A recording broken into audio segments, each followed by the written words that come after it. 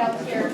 And we would love to know who you are. If you want to be on our email list for other events upcoming, make sure that you get on our sign-in sheet as well. We'll have other events throughout the year. So welcome everybody. It's great to see people here. We may have some other people trickle in as time goes by. I know based on RSVPs, we'd like to get some more people in here. So I'm Megan Piercy. I'm one of the co-directors of our Multilingual Research Center here on campus. And we're really excited to be starting off the year, our speaker series for the year, with Dr. Catherine Burns here with us this evening.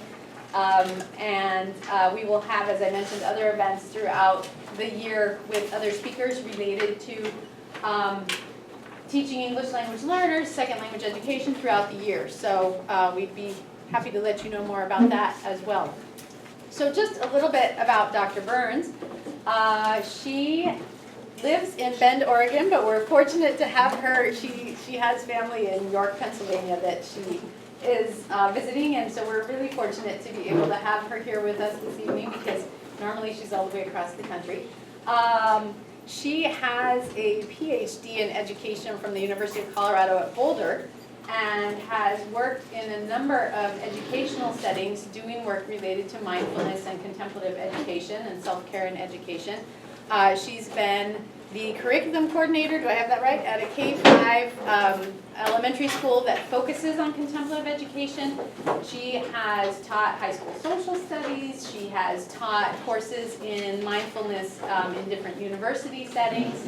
And so she comes to us with a number of experiences that I think will enrich our conversation with her tonight, since she has looked at this as questions from kids who are in K-12 as well as teacher educators working in higher education settings. And I think she's going to bring those different settings together for us this evening as we think about ways in which to kind of take care of ourselves so that we can take care of our students, which is, I think, especially appropriate as we start this new school year to think about how we might do those things. So I'm really glad to introduce her tonight, and we welcome you, Catherine. Thank you. Well, it's very exciting to be here, and I know all of you are at different stages of beginning your school year. So how many people have already started with students? All right. Anyone started just with professional development or with colleagues? How many people have taught less than 1 year? All right. How many people have taught more than 5 years? More than 15 years? More than 20 years? Well, thank you.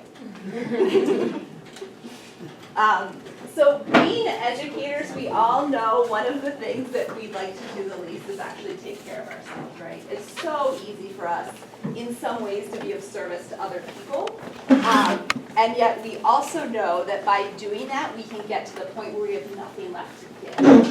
And so the workshop today is really going to be focused on ourselves as educators. And it was funny, I was going back through stuff and realizing, wow, I don't have a lot in there about how you could use this with your students. And then I realized, oh, that's not the point. That's really not what we're talking about. And so as much as possible for the next hour and a half, you really can put your students aside for a little bit, which I know is sometimes hard to do. Because one of the first things we like to do is, how can I do this with my students? But this is really for you to take in and to make sense of and to make meaning of. You have handouts of the slides in front of you. There's also a resource page on there with books and articles and then videos. So if you're kind of interested and you're looking for more, just go to see what looks interesting to you there. And then there's also an article about being kind to yourself and why we need to do that. I highly encourage you in this workshop to do what you need to do to take care of yourself. So if that means you can go up and get more food, you can do that at any time. If that means that you are so tired that sitting is going to put you to sleep, then feel free to stand and find a place to stand. So really make this work for you. So take care of yourself during this next 90 minutes together. The other thing that often happens is when we go to these things, we write down a lot of what kind of someone else says, right? So I may have this really nice gem that you want to jot down. What I encourage you to do is, as much as possible, write down what thoughts come to you. right? So again, see what inspires you, what things come to your mind. Write those things down first. And then maybe the second thing is write down what other people say in this room. So as you look around, collectively, all of you have many more experiences of wisdom than just me. So this is not just about kind of me sharing what I know, but this is really about us learning from each other in many ways. And as you all know, this is a pretty special and rare thing to do this as educators, to be together and to actually talk about mindful self-care. So I really want to thank Megan for making this possible and for the University of Maryland for doing this kind of thing here. And I hope you get a chance to meet some different people in this room, maybe people you don't know, and connect, and you may find you have something in common, which is going to be wonderful. So this is sort of our agenda today, and you saw this in the title, right? Place the oxygen mask on yourself before helping small children or others who may need your assistance. And so when I was flying actually across the country, I flew into Boston last week. I made sure, of course, my daughter was 14 months old, had taken everything out of the back seat, right, all of those flyers that are in the plane. And so I was looking to see if they still have this image, and one of the planes actually did. The other one had something different. But what's so funny is that this seems so natural to us, that if you don't actually put your mask on in the plane, you can't help anyone else. And yet when it comes to our teaching, that doesn't seem so natural, at least to me. So here's sort of our agenda today, and this is, as educators you probably know, we love acronyms, right? We use them everywhere. So the one I've been developing and have been using kind of workshops is this PAUSE acronym. And in reality, I really wish it would have ing on it, but that's way too many things to remember. So when I think about words, as soon as you put ing on it, it makes it present tense. So if we think about pausing as part of our day and where we could fit it in, I think that's where a lot of these things will happen. And so what we'll do is we'll go through kind of each of these and talk about ways that we can do this as part of our everyday life. I will also say feel free to ask me questions at any time. And if you have something that comes up in your head about 3 times, it's probably something that someone else in the room needs to hear. So if you have a question or if you have a comment and it keeps coming up for you, please feel free to add that in. All right, this quote I love. Have the life you want by being fully present to the life that you have. And so a big part of mindful self-care is how do we be here in the moment? And I had the luxury, someone gave me a massage once for my birthday, and so I was getting a massage, and the massage therapist said to me, she said, I have something that might be helpful for you. She said, try to have your mind be wherever your body is. I said, well, of course it is. And then when you think about it, it's not always where your body is. And so I love this thing of your body is present, is your mind. It's this nice little check-in of, where is my mind right now? Is it past, present, or future? So we're going to do this bell exercise. It's just a way to be present in the moment. And I encourage you to think about different ways that you could do this for yourself. It doesn't have to be a bell. I actually found this in my parents' house downstairs. I think my niece, who started 2nd grade today, likes playing school. So they have like this old little school bell. So we're going to use this. And the invitation will be that the first bell is an opportunity to let go of anything that happened before you came here, right? So whatever your past was until you came to this moment, it's an opportunity to just let it go. The second bell is an opportunity to just let be. So just to breathe and to be here now.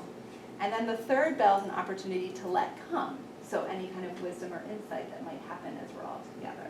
And so I'll repeat those as we go through the bells, but I encourage you just to have whatever a comfortable seat is. One of the biggest things about mindfulness is this almost paradox of how can we be both alert and relaxed at the same time, which we often aren't. So as soon as we get relaxed, our body says, oh, okay, we can go to sleep now, thank you, I need sleep, right? Or our body's like, oh, you're trying to go to sleep, but you really want to be alert, so maybe you get restless leg syndrome or something, like your body will jerk you awake. So we're trying to be both alert and relaxed at the same time. So you can look down, you can close your eyes, this is just a moment to be here now. So the first bell is an opportunity to just let go of anything that happened before.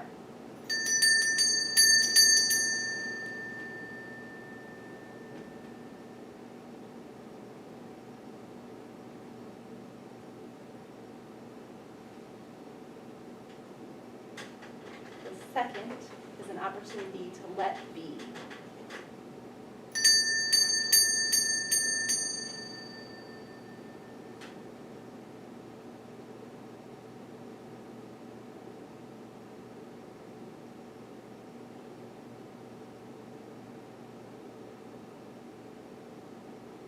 third is an opportunity to let come.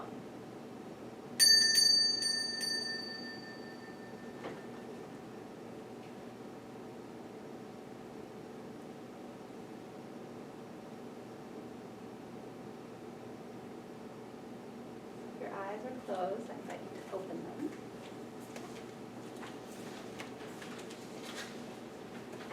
And I think it's fun to use especially the sound of a bell, because in schools we know bells have lots of different associations for us, right? So bells sometimes ring at the end of class, and you're like, oh shoot, we didn't get to where we wanted to.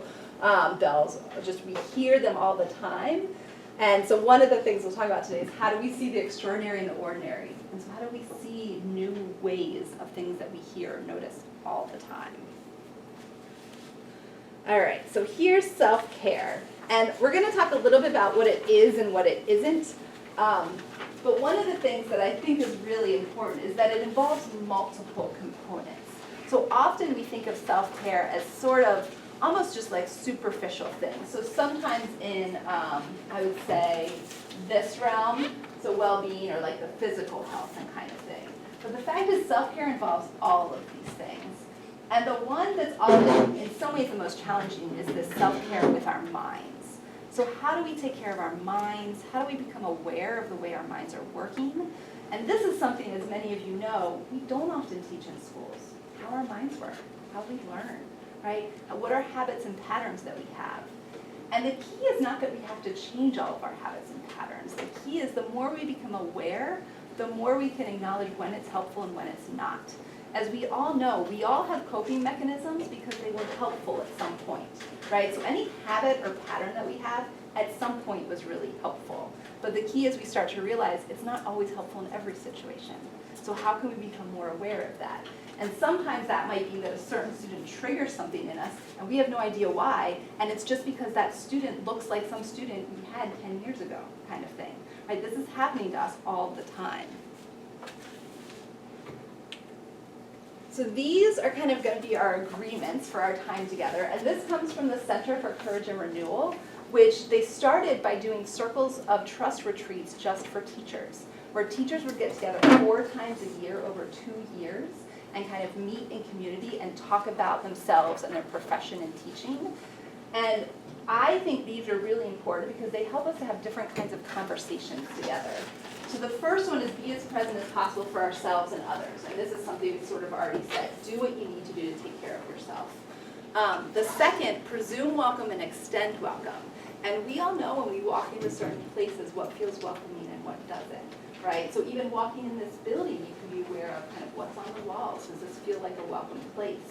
You can feel that in classrooms. You can feel that in schools. You can feel that in people's homes. The third is speak your truth in ways that respect other people's truth. And especially as we all know the times we're living in, this is very important for all of us to do, right? We can have different truths and have different experiences. We can also speak in ways that are respectful of people who have different experiences from us. The fourth is probably the most difficult for us as educators. No fixing, no saving while you're here today for the next hour or so. We may be talking about things you're not trying to solve anyone's problem right now, even for yourself. Sometimes it's just a matter of kind of coming to an awareness of something. And I love that I heard this term, that there are tensions to be managed and problems to be solved. And too often, we have tensions that we try to solve, and it actually doesn't work, because it's just a tension that's always going to be there. And so that's sort of what this agreement is working towards. And then the last is when it gets hard, turn to wonder. So we often, when it gets hard, want to find an answer. But if we can come back to kind of our questions or our curiosity or our wonder, it can lead us in a whole new direction. And so I just want to go through these for a second and just have people stand with probably the one, and we'll say you can only choose one, that you feel is most important to your professional life right now. Either that you have or that you kind of wish you had as part of your professional life. So we'll go through these. So you're just going to stand if that one you think is most important to your professional life right now. So let's actually start at the bottom. So when it gets hard, turn to wonder. So just stand if you think that's most important to you.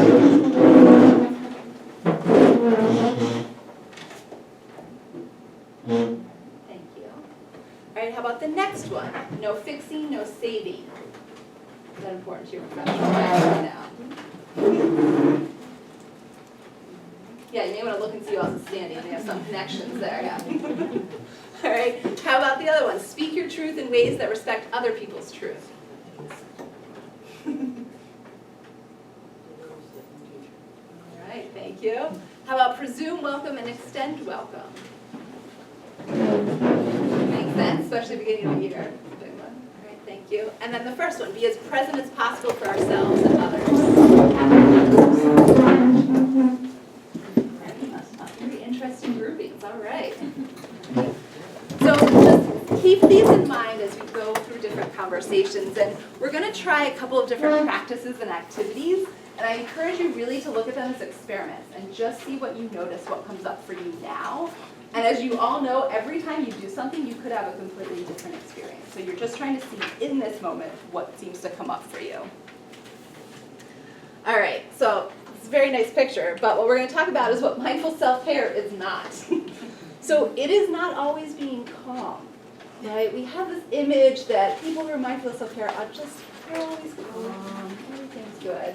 That's not necessarily true, right? You may have some calmness to you because you're able to accept things in a different way. You're not always going to be calm. And I think part of this is, it's like you don't get to a destination. You don't say, oh, now I'm mindful of self-care, I'm just this wonderful person, now I have it. Unfortunately, like most things, it's something you continuously are working on, right? It's something that you practice to just have as a part of your life. It's not a silver bullet, as you all know. When I was teaching people to become teachers, I always said, if anyone tells you that one thing is going to solve everything in education, they're lying. Because there is no one thing, right? It's just, it doesn't exist, and this is not that either. So I just want to say that up front. It's also not about taking a vacation from your life. Vacations are really important. Retreats are really important. But mindful self-care doesn't have to mean leaving your reality. It can actually mean facing your reality, but sort of with a different lens. It isn't just one of these things. Now, these things can all fit into mindful self-care, right? Getting a massage, watching your favorite TV series, having a glass of wine, going for a run, taking a nap, reading a great book. We can all have these lists of things that actually we really need to sustain us. But just doing something like this isn't really self-care, because in some ways these could be just taking you away from your reality. I'm not saying don't do these things. Please do these things. It's not about ignoring challenges or grasping onto positive experiences or emotions, and these kind of all go hand in hand, right? It is about facing what is, but with maybe a clearer perspective and a different way of responding. It's not a luxury for a privileged few. So too often people especially have mindfulness, and I showed this on a slide recently of the cover of Time magazine. I don't know if any of you remember this. There are two covers that had to do with mindful. It was a white woman sitting on a meditation cushion with her eyes closed. That's not what mindfulness is, right? It's much broader than that. And mindful self-care is something that we all need, right? No matter where we come from, we do need this. And I especially think people in service professions like education and social work maybe need this more in some ways. So this was my kind of what I've come to at this point of what I think mindful self-care is. So it is about this pausing, that it's present in the moment, it's accepting and extending compassion, it's understanding before being understood, it's seeing the extraordinary in the ordinary, and it's expressing gratitude. All right. And I think what's really important is to recognize why this is so big now, right? So why are we all in this room together thinking about this? And some of it is kind of our context and our world and our environment. Some of it is the way that schools have evolved and how they are right now.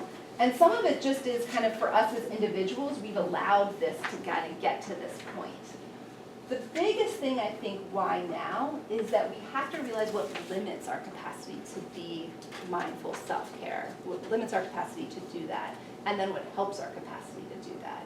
And so as you can see from this, which is very blurry, a schedule that's too busy, pressure to perform, too much media, lack of face-to-face relationships, increasing anxiety and depression, a brain that is in a constant state of fight or flight or freeze. This is all contributing to why we need this so much right now. And mindfulness helps us develop these capacities to actually address these things. What's really interesting though is that we are all both mindful and mindless every day. So we all have this capacity for mindfulness. In fact, we all have moments that we experience it. And what we try to do is to practice so that we can experience it more. And that when we really want to be doing something in that present moment, we can be. All right, so let's hear from 4 people. Actually, yeah, let's do 4 people. What do you think are some of the main challenges you face in your work right now? It doesn't have to be particular to mindful self-care, but what are some of the big challenges you face in your work right now? Any 4 people? For me, it's just there's so much to do that, it feels like when I'm in a PD or any free moment, like, needs to be productive. And so then I either stay late at school or I just like go home and try not to do anything but feel stressed about what I need to be doing. So yeah, it's just a lot to do. Yeah, so there's overwhelm of the amount of things that could be getting done. Mhm. Yep. And it's constant, it's on your mind, right? Yeah, yeah. Yes. I'm better than I was the first couple of years I was teaching. Teaching was a second career for me. But I still, the balance between my non-teaching life and my teaching life is out of whack. And pretty much, my basically, here we go into the grind again. And the people around me know this. Oh, you're teaching, so now you're not going to be available as much. I still invite people, but it's just. Yeah.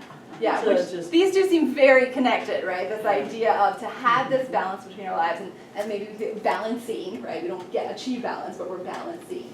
And this idea that like we could be doing stuff all the time. There was a teacher, I was helping to lead a 4-day institute last week up in Maine for teachers around mindful education. And one of the teachers came to this realization. She said, I am more present with my students than I am with my family. I don't know if that resonates with anyone in here, but just that realization of, then that's not how I want to live my life, right? I want to be as present. I'm good actually with my presence with my students. I want to be as good with my family. And so how do I do that? How can I make that possible? Yeah, thank you. 2 other people, big challenges that you're facing in your work right now. I was just gonna say something that's very similar to both, I think, is feeling like you're being pulled in so many different directions with like prioritizing and not just work and family, but things within each of those, and Right. so Right. that can be overwhelming. Right.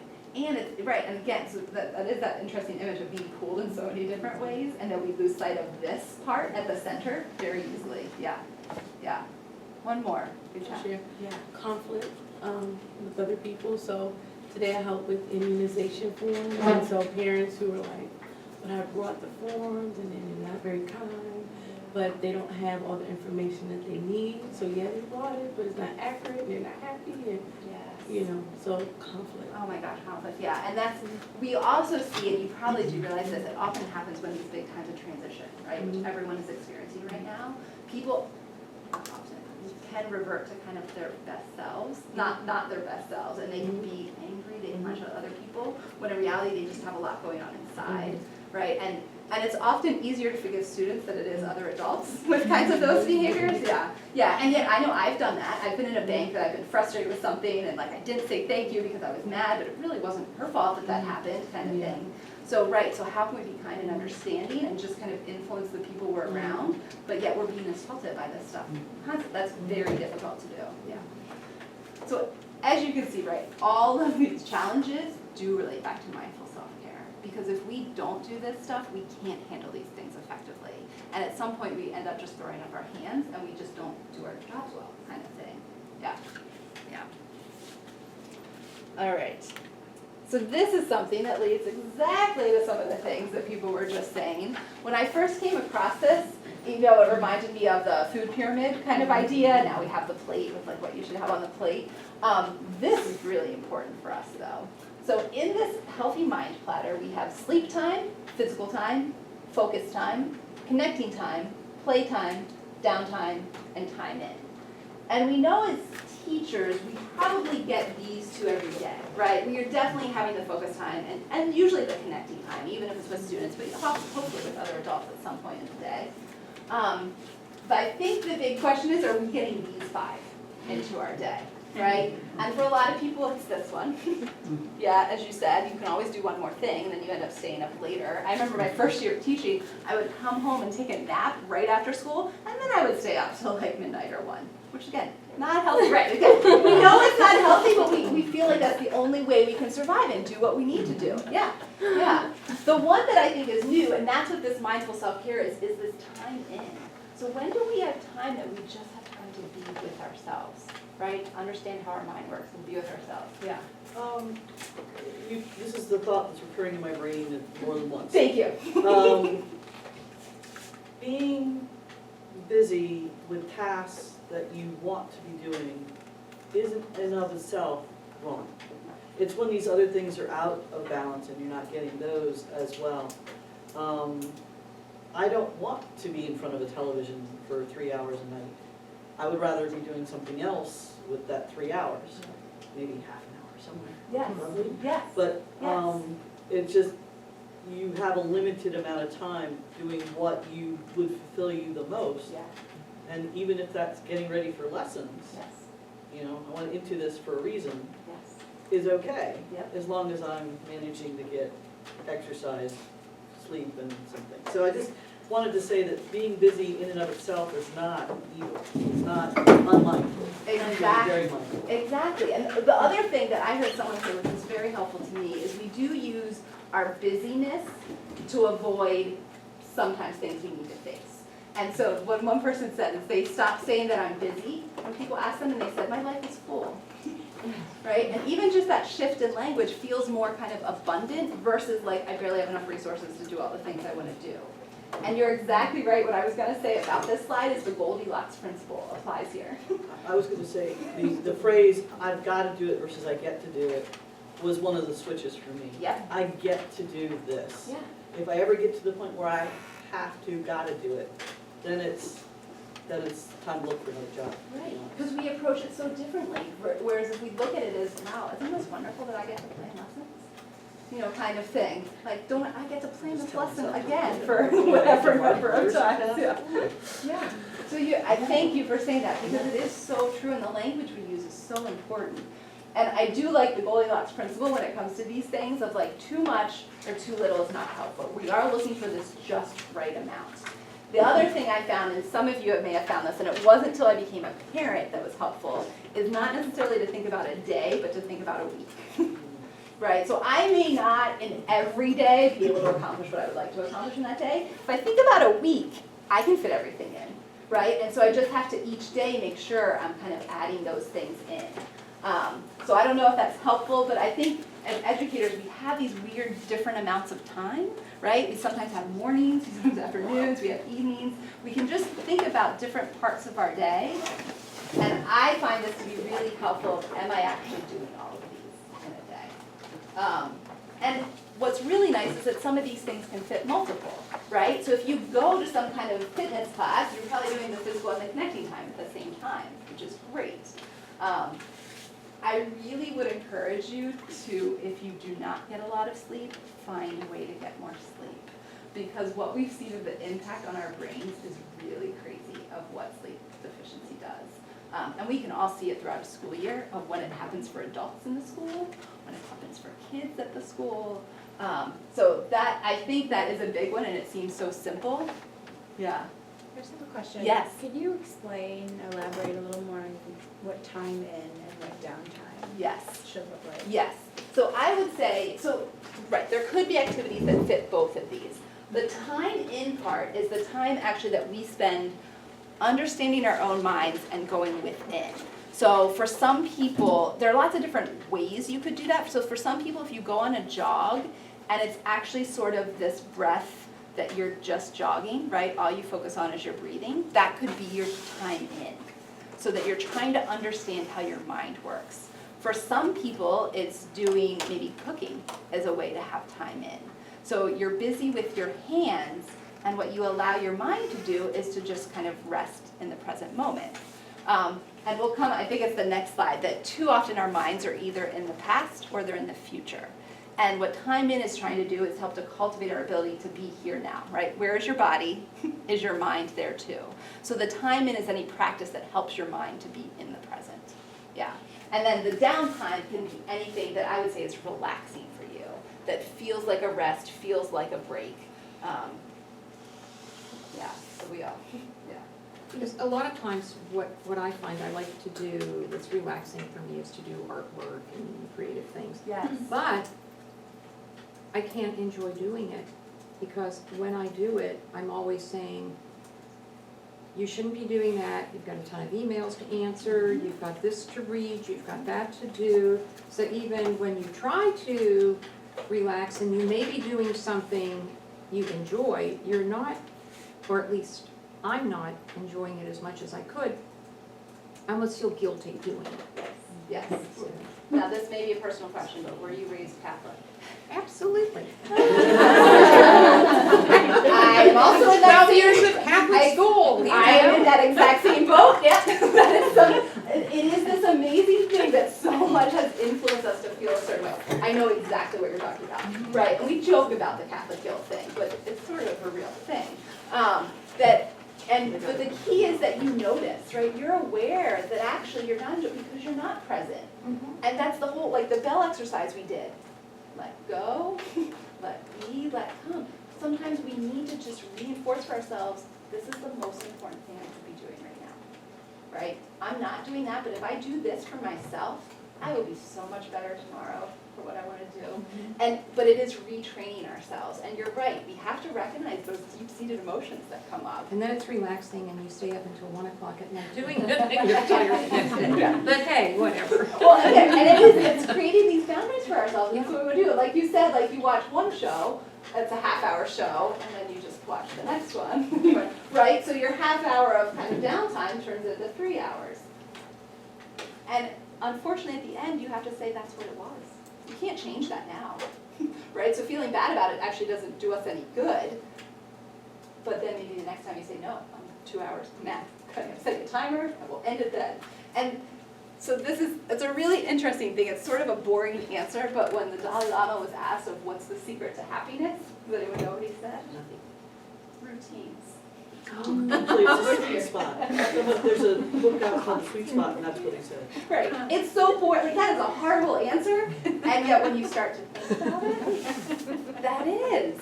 So it's our routines, and my new phrase that I say in my mind are habits that aren't habitual. How do I have habits that aren't habitual? So how do I have these habits, right, that are part of my day, but I don't do them unconsciously? I'm consciously choosing to do them.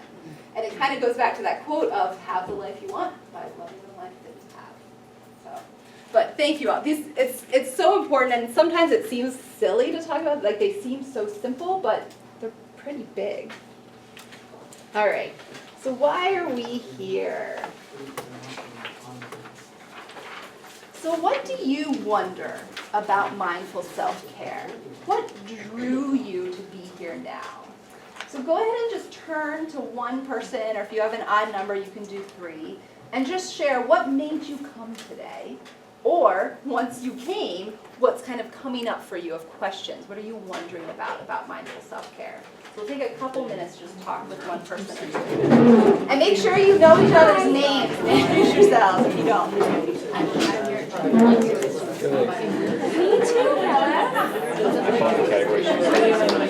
Yeah, so we have someone's lost. So what is your name?